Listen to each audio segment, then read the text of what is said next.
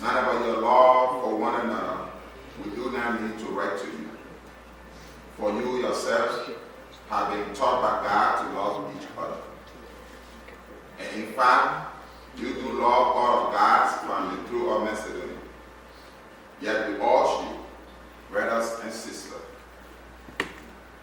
to do so more and more, and to make it your ambition to live quietly.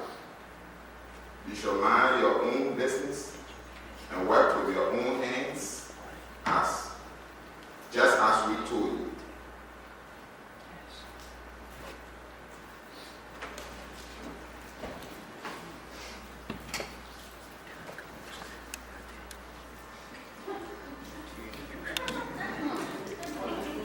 Good morning, church.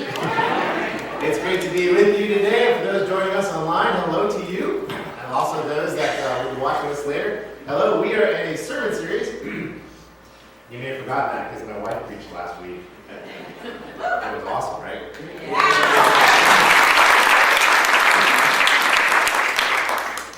And well, she told me it wasn't she didn't preach, she gave a message.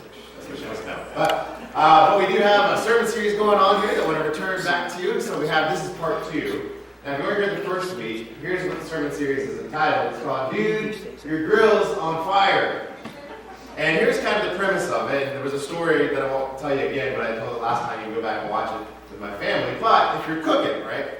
And this is the grill season, so I know many of you are starting to cook, and you're cooking with, the propane big tank, and you're cooking on the grill, and the grill grease fire starts to happen. What's the only way you can turn it off, right? You got to turn the propane tank valve off. Otherwise, it's just going to keep going. You got water on it, it's just going to spread. If you let it go, it's going to get hotter and hotter. You got to actually turn the grease fire off, or when you stop the grease fire by turning off the fuel, if you will, of the propane. And the idea behind this is that, sometimes, you know your grill's on fire. As I shared with my family story a few weeks ago, sometimes you don't, and you need your 6-year-old son to point out, hey, Dad, the grill's on fire, right? And so sometimes in life, we go through life and we wonder, and maybe our life is on fire and we don't even realize it, or we bought maybe some of the lies of the world and we don't even realize it. And this is what the sermon series is about. I say, hey, dude, your grill's on fire, and let's actually, instead of dumping water on it like the world always tells us to do, with all its fixes, is to go out and to turn the knob, and put out the fire, turn off the fuel to the fire, if you will. So that's our sermon series that we're in, and I want to take you, this is the season not only of grilling, but it is the season of graduation. And so let me take you back. I wasn't at your graduation, I know, but I was, because I've been to many of them, and so have you. And you know that at your graduation, there's going to be a speech. Sometimes the valedictorian, almost always going to be there. Sometimes they'll bring in a guest speaker from the community to share as well, whether it's high school or college. And at some point, there's going to be this marvelous speech that's given. And let me just kind of give it to you. Let me see if this sounds familiar to you. Ready? All right? You are going to be the change to the world. And you're going to make it for the better. You are the future, but you're also the now. And don't wait, because you can make your mark on the world, and you have now earned the right to do it, so go out and change it. And then a bunch of, very motivational anecdote stories of success are going to follow. And then there's going to be advice, and lots of it, just so you remember correctly. And my favorite part of these speeches are oftentimes they start with this statement, I will be brief, and then they go on and talk for an hour.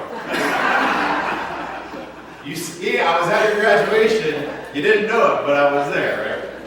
Now, not that there's anything horrible about that, but then let's just fast forward life real quick, guys. What happens? Let's just break this down, right? You had this speech. It was we worked hard. We attained something. Now that we've attained something and been recognized, let's go change the world with our new power that we have. And then, what happens? You graduate. You get that first job. Yeah, some of you remember this. Vividly, though. I guess some of you, maybe it was a long time ago. But anyways, what happened was you got that first job, and all of a sudden you were working for the man. And life was a little different, wasn't it? The world wasn't being changed by you. You were being changed by the world, weren't you? And you were just thrown into this feeling of, hey, I am an insignificant cog in the wheel to make money for someone else. And you had that, and so your options were climb the ladder or do different things in the corporate world, but nonetheless, you're working for the man, or in modern day times we may say you're working for the women as well. And then somewhere in midlife, there's something called in America the midlife crisis, right? And it used to be you went out and you bought a car, especially a fast one, or you bought a boat. I'm not going to ask you to raise your hand here. Well, we know you're here. We see you.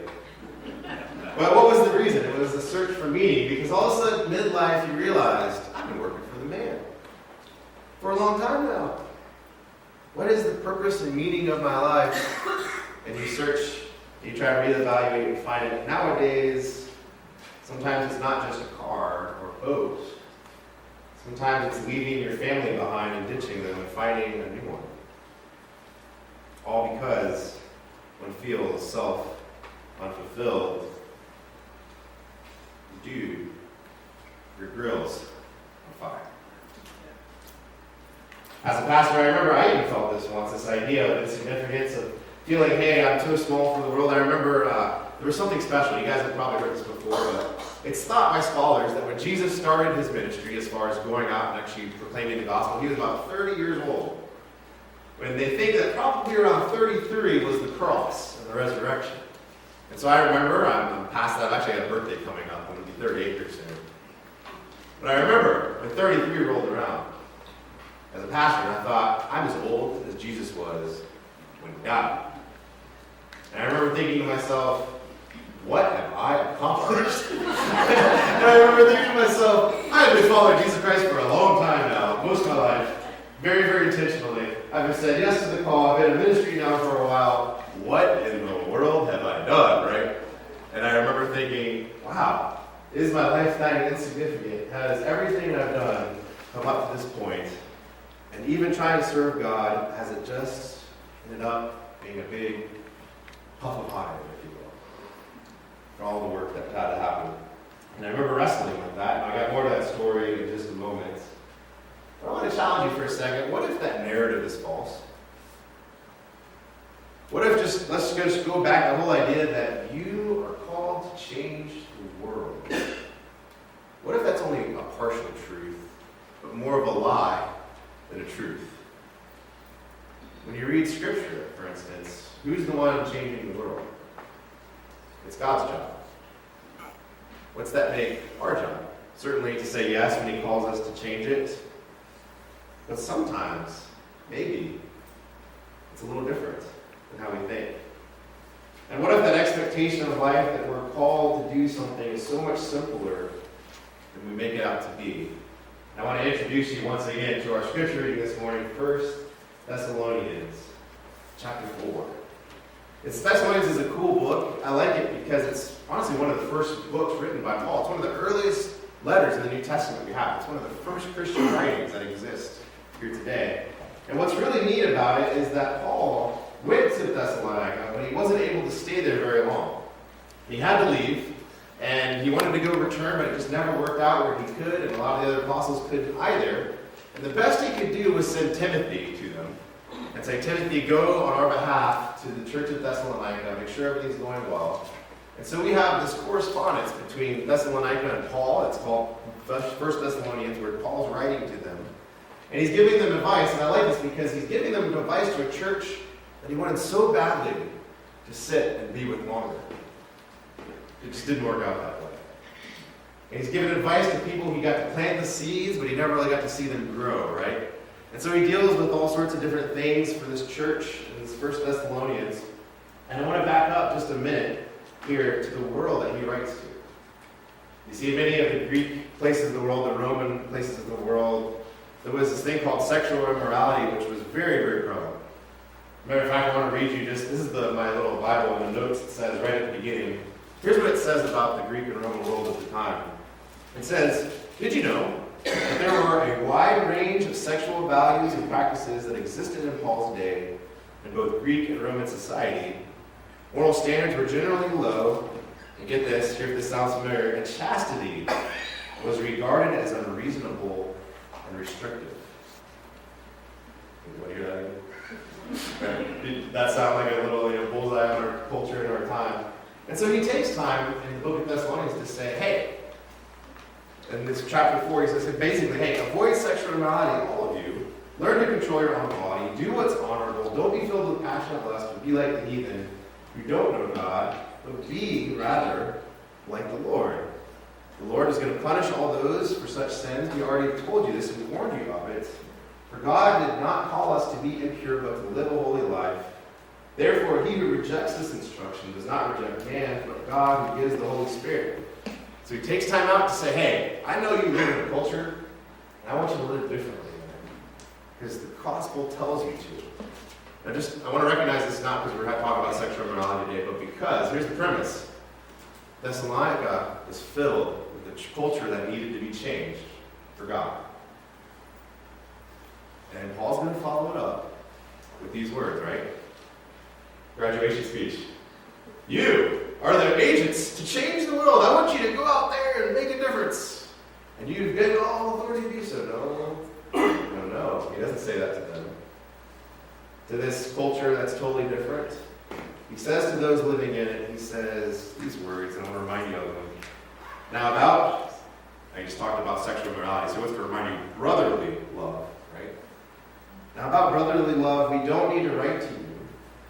For you yourselves have been taught by God to love one another. And in fact, you do love all the brothers and sisters throughout Macedonia. Yet we urge you to do so more and more. And then what? Go out and make a name for yourself, make a big difference, change everything, do all that. And he says, no. Make it your ambition to lead quiet life. To mind your own business and to work with your hands, just as we told you. So that by daily life you may win the respect of outsiders, and so you will not be dependent on anybody.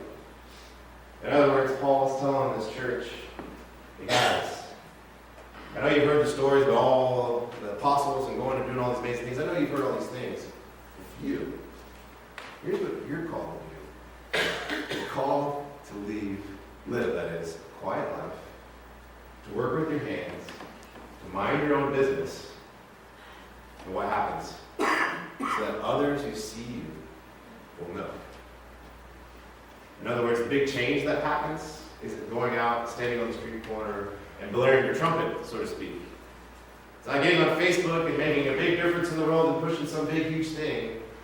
The difference is the quality of character and all the small things you do in your life.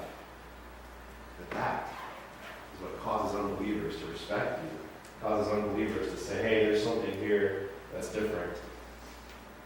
But that doesn't sound just like Paul. And you say, hey, but Jesus called us to go out to make disciples of the world, right? And he did. But he also said the Sermon on the Mount. Do you remember it? Blessed are the peacemakers and meek, I heard, and poor in spirits. Now, when we hear those words, blessed are, a lot of times we think this way. I know I did, and maybe you think this way too. Is when you hear those words by Jesus, you think to yourself, oh, what he's saying is, if I act this way, I will be blessed. Now, that's true, but that's actually not his main point. His main point is, this is the kingdom of heaven.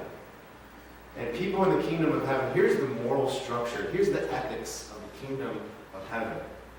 And if you're going to be part of the kingdom of heaven, here's what it looks like. And he says, blessed are the poor in spirits. Blessed are those who mourn. Blessed are the meek. Blessed are the peacemakers. Blessed are those who are persecuted for righteousness. That word meek, I want to focus on that one for just a minute. What does that mean? It means being humble. It means living your life in such a way that you're not just claiming what's yours, but you're laying it down for others. And you're allowing even others to harm you sometimes, even do some damage, and you're not paying it back. So Jesus even said, hey, live your life as someone who's meek. Live your life as someone who's a peacemaker. Now, all this is kind of interesting, but here's how I saw this played out this last couple weeks. I got to go take my kids to Slate Run Farm. You guys been there? Oh, I loved it. It was so good. I went. It was one of those crazy days. We had a crazy week. I had Friday off, so I get the kids all packed up, go down Slate Run. And you get out and you just start walking that path. And I got them in the stroller, walking the path, and like, I just feel peace. And I'm just thinking to myself, what would it be like to live in a world like this back in the day, right? And you can't go there and not feel this experience of just how would life be? And you just think, life would be pretty good. Life would be pretty easy. It's hard, it's hard work, but it's easy as far as just like, I wake up, I know I'm feeding some animals, I know I'm plowing some ground, I'm gonna make some lunch, make some dinner, and that's gonna be my day, right? It's a simple life, but oh my gosh, doesn't that sound amazing someday, right? You know, in some of the ways we live our world. And so I'm going and I'm just strolling around and I'm doing my thing, and then all of a sudden the bus comes.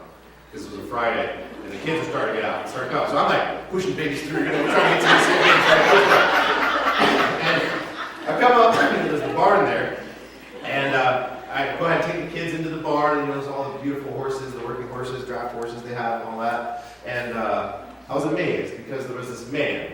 And if you could take like the Quaker Oats guy, you know, and like make him a real person in front of you, this was that dude, right? I mean, it was that guy. And he had the big white beard, you know, the big trouser things with the suspenders, and you know, he had the hat on and all that stuff, and he's just brushing this horse. Brushing. And you may not know this about me, but I was going to be a vet for a while, especially equine vet. And I worked at some horse farms in my college years. And I can tell when a horse is enjoying it, you know what I'm saying? And this horse was like love. And this guy's just brushing his hair and doing the homemade and all this stuff. And I just remember sitting there, and he was just kind, and he goes, "Hey, how you doing?" I'm like, "Hey, I think I'm doing pretty good." And he's just like, "Hey, well, you know, if you have any questions, let me know." And he had this, the way his inflection of his voice was so peaceful. You know what I'm saying? And then there's this goose that's there. And the goose is squawking at him. I mean, like, he's in the stall, the goose is like right by the stall, and it's going, and it's got the snake, you know, they do the little snake thing with their neck and all that stuff, and he's flapping and stuff, and the goose is just going nuts. And this guy is unflappable. He's just, and I'm like, and that goose really doesn't like you, does he? And he goes, "Oh, he's just a little upset. He probably has a little egg somewhere around here he's still trying to guard." Russian horse? Horse apiece? Easy piece? I was like, dude, this guy is a deep well. You know, like deep well, you throw a rock in it, there's a couple ripples, but it just goes back and it's like calm, not steady. I'm like, this guy's the man, you know? And so I left there, you know, and sure enough, you know, he was this kind, gentle soul that I encountered. I take that, one hand, I want to share with you my other experience this past week. I got a new phone very recently. My new phone sends me new messages because I'm still figuring out how to set it up and all that stuff. And you guys know I'm not on social media anymore. I pretty much gave that up a long time ago. But my phone sends me alerts, right, about things it thinks I like. And so one of the alerts was reviews of Game of Thrones season 8, episode 5 last week. And I was like, oh, interesting. So I click it, and it's like, it's going on about how people are disappointed with it. I go, okay, you know, whatever. Some people are going to rant. So that's what it was. It was an actual article published on a site that's supposed to be kind of like a newspaper. And the title is, it gets panned, right? Fine, whatever. You really pan it. I don't care. I wasn't going to read that much. But what caught my interest was the headlines to it, which were bleepity bleep bleep bleep stupid directors. I was like, wow. And sure enough, I looked at the article, and it was insult after insult, name calling after name calling of these directors, right? And I just wanted to be like, it's a fictitious story. It's not real life, people. Why are you getting so upset about not real life? Who cares? Write the own ending to the story because it's fictional, right? Like, anyways, but I went on and I was just amazed to compare Quaker Oats guy, Deep Well, with fictional character didn't act the way I wanted to, and the story's not going how I like it, so I'm not only going to pan the show, that's fine with your opinion, but I'm going to actually go out of my way to bully and insult people involved with it. All in the name of, and this was the big ironic part, is what they were mad about was they were calling the show unjust, and patriarchal, and all these unjust, horrible things, while bullying and being super mad and calling names of people. It was like, let the way of the world make a difference. You're supposed to make a difference. Change the world how you want. Live a quiet life. Mind your own business. Work with your hands. Which is pretty clear. Which one earns the respect of unbelievers? Which one changes the world truly? which one makes a difference. I opened earlier with the story of when I was in my first ministry, turning 33. A little bit later, I left that church. I was called to move and go somewhere else. It was the last, you might have noticed, I was part youth pastor as part of my duties. The last youth Sunday at Florence Methodist Church, the youth got up and they were talking. They shared about the church, what it meant to them. And then each one started sharing what I meant. And I won't get into words of it, but Andrew Howe, if you ever watch this sermon again, thank you. Because your words that day showed me what a difference leading a quiet life can make. And when I left that church, there was letter after letter that I still hold dearly. Each of the youth that said what a difference it made in your life. I think Paul knows what he's talking about. So let us go and lead a quiet life